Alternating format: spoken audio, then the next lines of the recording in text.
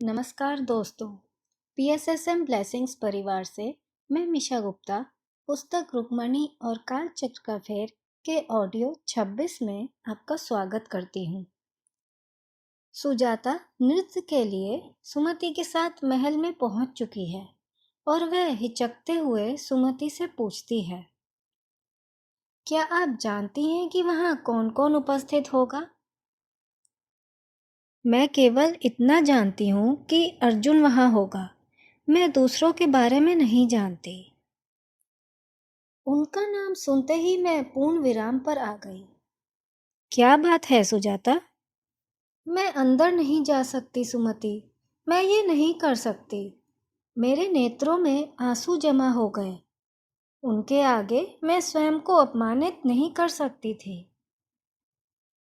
वह मेरे नेत्रों में देखने के लिए मुड़ी और मेरे हाथों को अपने हाथों में लेते हुए धीरे धीरे बोली, सुजाता, इतने दिनों में क्या तुमने एक बार भी माता से सहायता मांगी? तुम्हें पता है कि वह कभी उत्तर देने में विफल नहीं होती हैं। गहरी सांस लो और जब सांस छोड़ो तो अपनी सारी चिंताएं छोड़ दो। अब माता की ओर मुड़ो। तुम इन दिनों संघर्ष कर रही थी और उनसे याचना नहीं की। क्या मैं सही हूँ? तुमने उनसे सहायता नहीं मांगी ना? मैं अपने इस पैर के साथ कैसे नृत्य कर सकती हूँ? माता ने मुझसे ऐसा क्यों मांगा है? तुम्हारे पैर में क्या खराबी है सुजाता? तुम्हारा पैर ठीक है। चलो हम चलते हैं, तुम देखोगी। मैं कुछ कदम आगे बढ़ी और ये स्पष्ट हो गया कि मेरा लंगड़ापन चला गया था। प्रश्नार्थक स्वर में मैं सुमति की ओर मुड़ी। वह हंसी।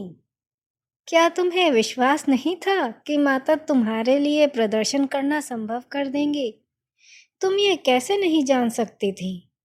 वह तुम्हारे लंबे समय से चली आ रही इच्छा को पूरा कर रही हैं और इसे तुम्हारे लंगड़ेपन को ठीक करने के कारण के रूप में उपयोग कर रही हैं। वह तुम्हारे लिए यह कर रही है सुजाता। यह वही है जो तुम लंबे समय से चाहती थी। तुम इतना कोलाहल क्यों कर रही हो? चलो जल्दी चलते हैं।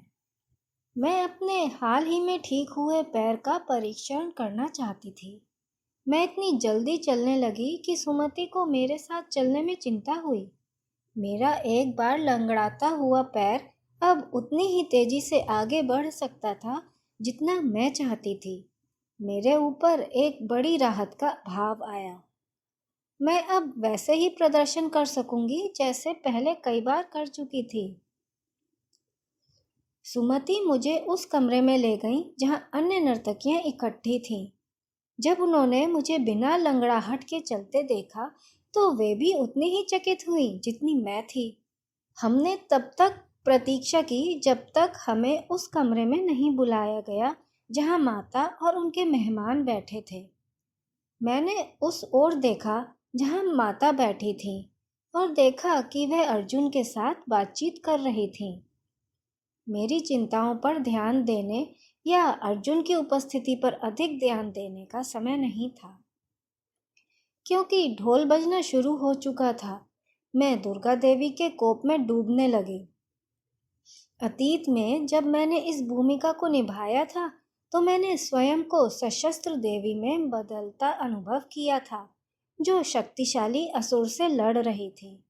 एक ऐसा भैंसा दानव जिसने सबकी जान को खतरा दिया, जिसने अत्याचार किया और मारा, जिसने पेड़ों को उखाड़ दिया और वसुंधरा माँ के स्तनों से पहाड़ों को चीर डाला, जिसने नदियों को पी लिया, भूमि को जहरीला बना दिया और जीवित प्राणियों को नुकसान पहुंचाने के लिए नए तरीके खोजे।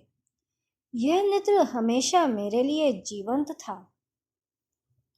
परंतु अब जब मैं नृत्य के लिए तैयार खड़ी थी, ढोल के लय को अपने देह में प्रवेश करने की अनुमति दे रही थी।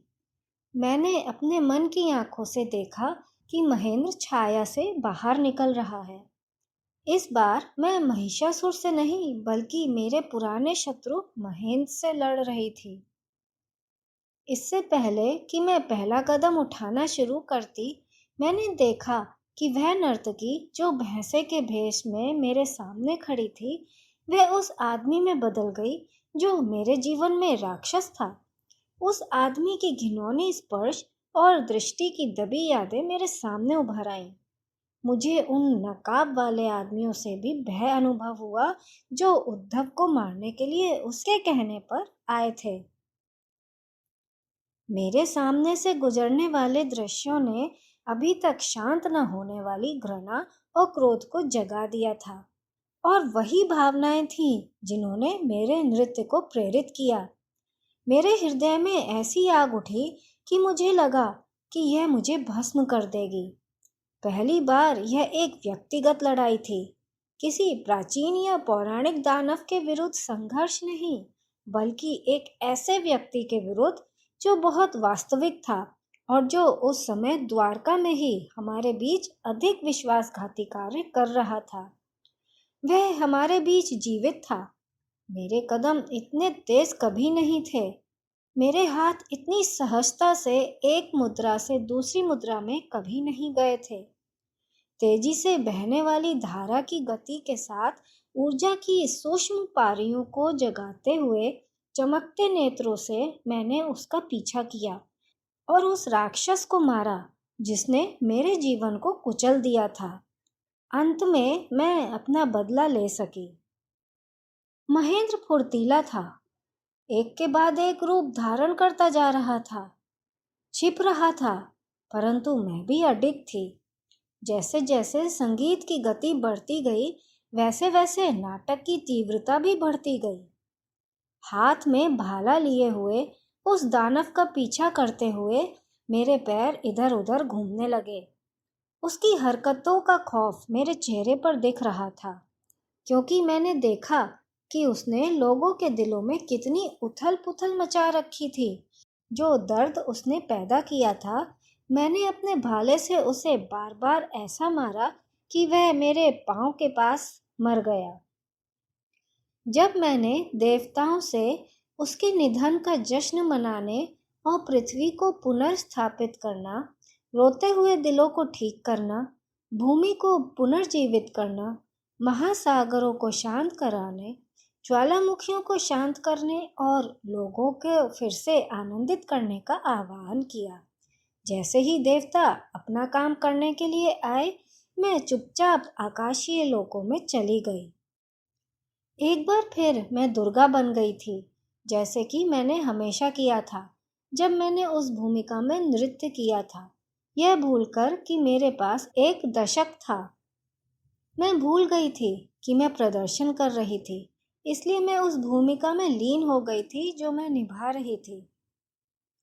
कमरे में प्रतिक्रिया इतनी उत्साहपूर्ण थी कि उसने मुझे शीघ्र ही वर्तमान में वापस ला दिया। मैं एक कोने में वापस चली गई, जबकि अन्य कलाकार मंच पर आ गए और फिर चुपचाप मैं एक तरह के द्वार से बाहर निकल गई।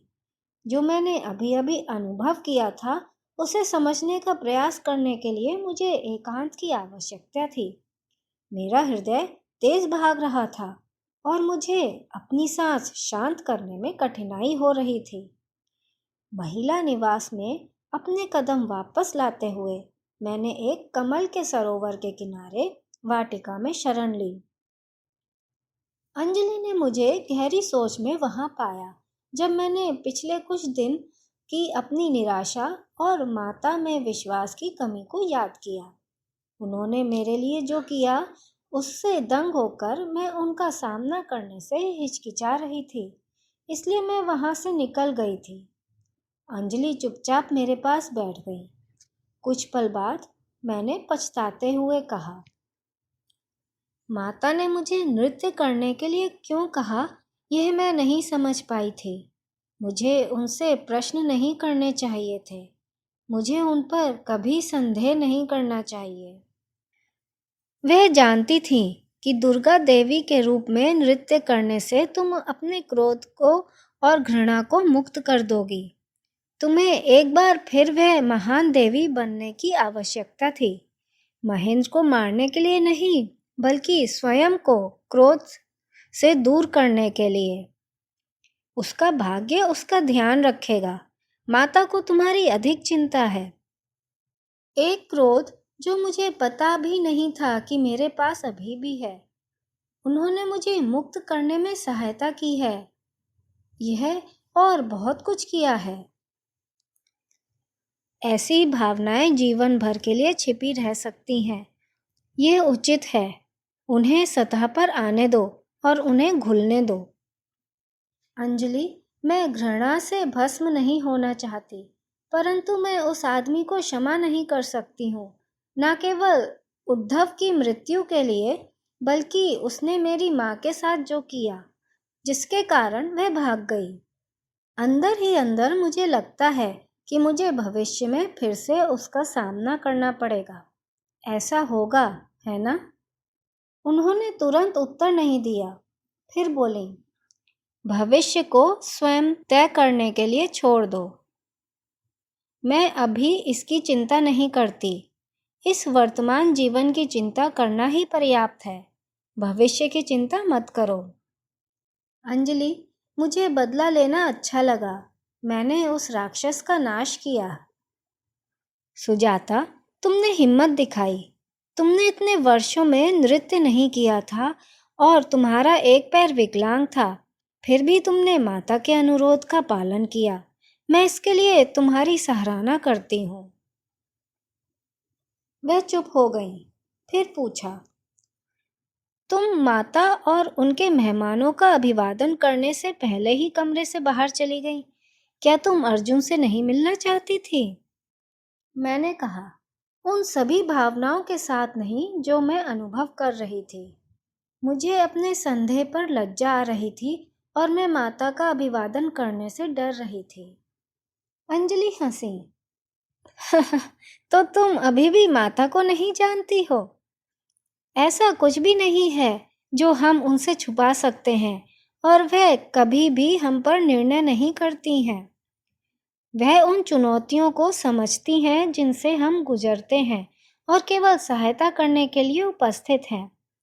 मुझे विश्वास है कि इस अनुभव के माध्यम से तुम्हारा विश्वास मजबूत होगा, और मुझे संदेह है कि उनका उद्देश्य यही था। अंजलि जाने के लिए उठी। मेरे हाथों को अपने हाथों में लेते हुए उन्होंने धीरे से कहा, असफलता से कभी मत डरना सुजाता, क्योंकि यह केवल हमारे मन में होती है। अगर तुम लंगड़ाकर नृत्य करती तो भी तुम पर उतना ही असर होता। तुमने अपने क्रोध का सामना किया और उसे मार डाला। आखिरकार यह तुम्हारा जुनून ही था जिसने सभी को प्रभावित किया। तुम्हारे कमरे में प्रवेश करने से पहले माता ने अर्जुन को तुम्हारी त्रासदी और तुम्हारे एक पैर में जले हुए घाव के बारे में बताया था।